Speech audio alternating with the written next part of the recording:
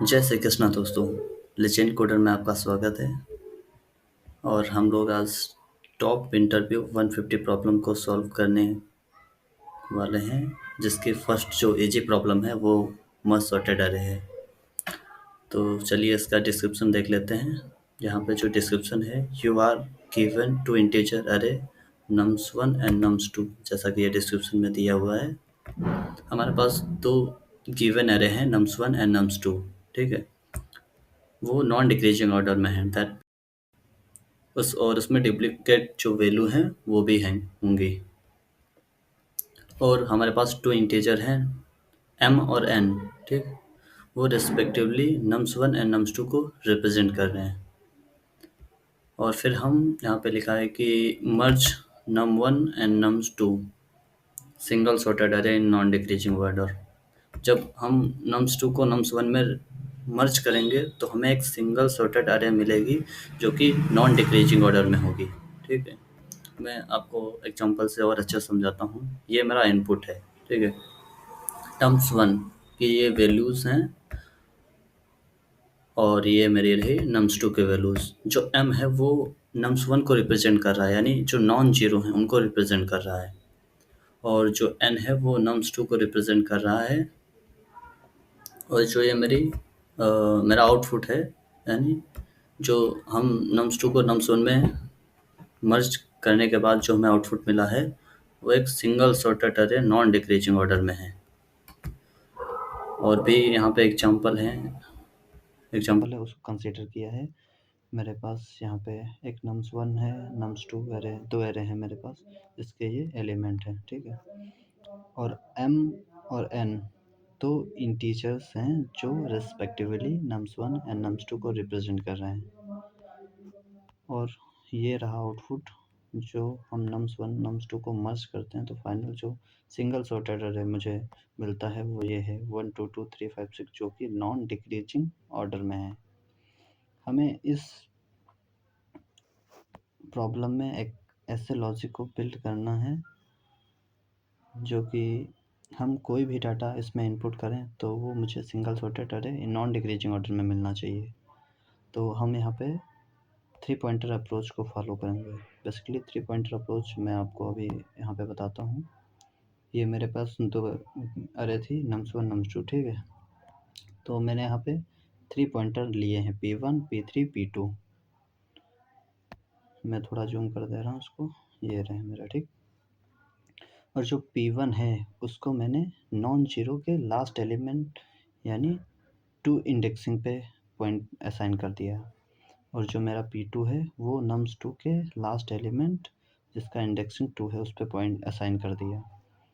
और nums2 और जो p3 है वो nums1 के सबसे लास्ट जो मेरा 5 इंडेक्स है उस पर पॉइंट करा दिया।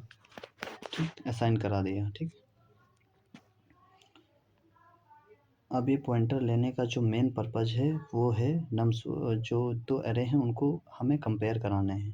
ठीक, p1 p2 को कंपेयर करेंगे और p3 की मदद p2 को p3 की मदद से मतलब कॉपी कर देंगे, nums2 को nums1 में कॉपी कर देंगे। तीसरे पॉइंटर जो यूज है। अब यहाँ पे जो p1 है हम एक एक वैल्यू को कंपेयर करा के अभी आपको दिखा रहे हैं। जो p1 की यहाँ पे जो वैल्यू है वो 3 है। ठीक है, 3 है और p2 की वैल्यू यहाँ पे 6 है। तो हमने कंडीशन लगा दी, अगर p1 लेस देन p2 है, ठीक है, तो यहाँ पे हमारे ट्रू है। ठीक है, कंडीशन ट्रू है। जब कंडीशन मेरी ट्रू हो तो p2 की जो वैल्यू है वो p3 में असाइन कर दे, रिप्लेस कर दे। जहाँ जैसा कि यहाँ पे p2 की वैल्यू 6 है, p3 की वैल्यू 0 है। तो कंडीशन ट्रू होती है तो 0 की जगह मुझे यहाँ पे 6 रिप्लेस कर दें। मैं यहाँ पे अपडेट कर दे रहा हूँ,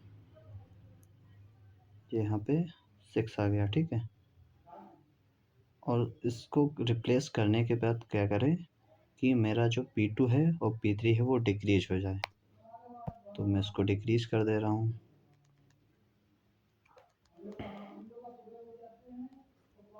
ये मेरा p2 डिक्रीज हुआ।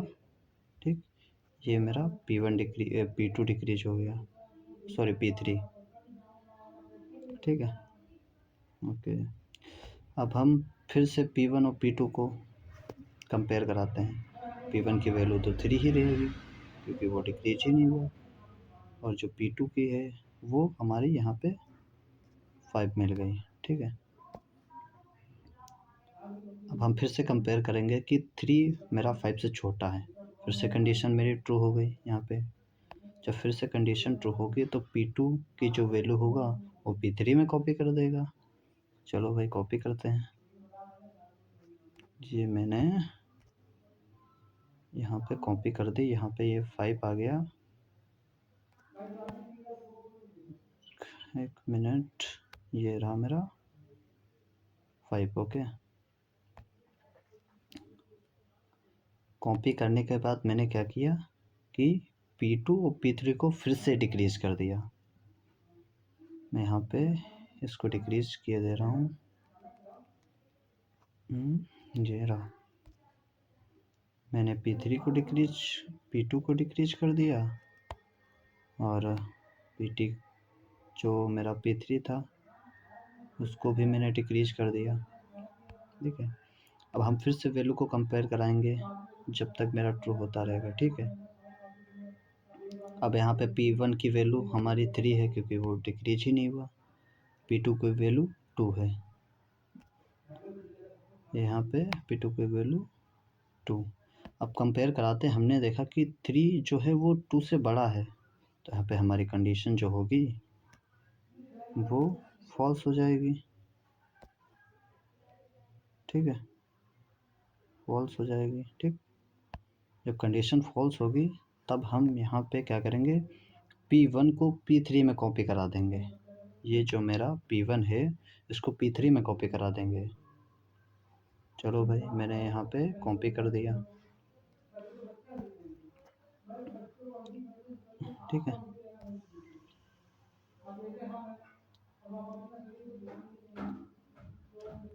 मैंने यहाँ पे 3 कॉपी कर दिया। 3 कॉपी कर दिया। ठीक है, अब मैं जब 3 को कॉपी कर रहा हूँ यहाँ पे, तब मैंने फिर से यहाँ पे P1 और P3 को डिक्रीज कर रहा हूँ। यहाँ पे मैं इसको डिक्रीज कर दे रहा हूँ। अब जो मेरा P3 होगा वो इसको पॉइंट करेगा, और जो P2 होगा वो सॉरी P1 होगा वो इसको पॉइंट करेगा, क्योंकि इससे पहले जो P1 पॉइंटर था मेरा 2 इंडेक्सिंग पे था, और हमने जब डिक्रीज किया तो 1 इंडेक्सिंग पे आ गया, और P3 वो 3 इंडेक्सिंग पे था और जब डिक्रीज किया तो 2 इंडेक्सिंग पे आ गया। अब हम यहाँ पे अगली वैल्यू को कंपेयर कराते हैं।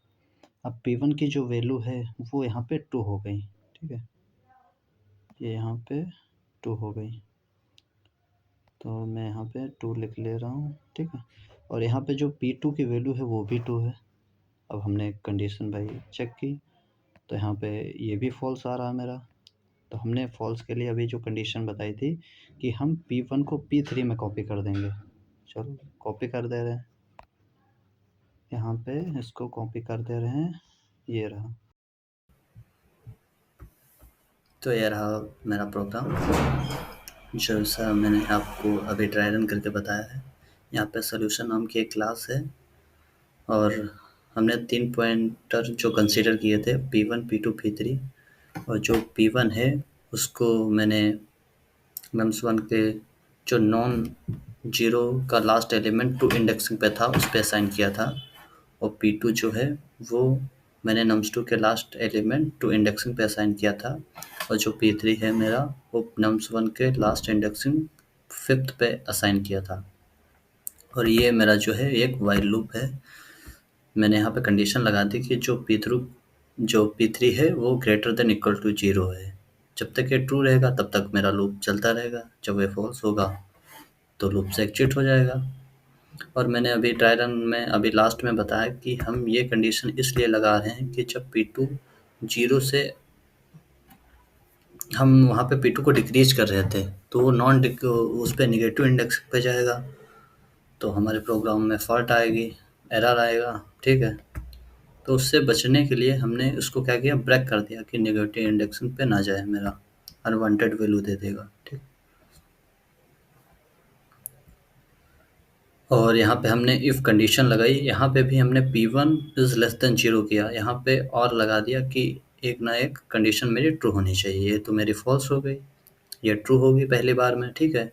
और यहाँ पे जब ट्रू होगी तो P2 और P1 कंपेयर, एक दूसरे कंपेयर करेंगे, ट्रू हो जाएगा तो P2 की वैल्यू P3 में असाइन हो जाएगी। उसके बाद हम P2 और P3 को डिक्रीज़ कर देंगे। ये हमारा तब तक लूप चलेगा, मतलब इफ़ कंडीशन चलेगी जब तक कि ट्रू रहेगा, और जब इफ़ रहेगा तो एल्स पार्ट में एंटर कर जाएगा। उसके बाद जब एल्स पार्ट में एंटर करेगा तब P1 को कॉपी कर देगा P3 में। कॉपी करने के बाद P1 को डिक्रीज़ कर देगा और P3 को डिक्रीज़ कर देगा। और उसके बाद जब ये दोनों कंडीशन ट्रू नहीं होंगी, ठीक है, तब ये यहाँ से इफ़ कंडीशन से बाहर आ जाएगा, और तब यह तब तक चलता रहेगा जब तक व्हाइल लूप ट्रू रहेगा। जब फॉल्स हो जाएगा और हमारी जो nums1 है वो अपडेट होती रहेगी। और जो इसमें यहाँ पे हमने बताया था जो टाइम लग रहा है रन होने में, वो बिग ऑफ m+n लग रहा है। और मैंने आपको अभी ड्राई रन करके बता ही दिया है अच्छे से, और मैं उम्मीद करता हूँ कि आपको प्रोग्राम भी अच्छे से समझ में आया होगा। और ड्राई रन मैंने A to Z आपको करके बताया है। मिलते हैं नेक्स्ट वीडियो में नई प्रॉब्लम के साथ।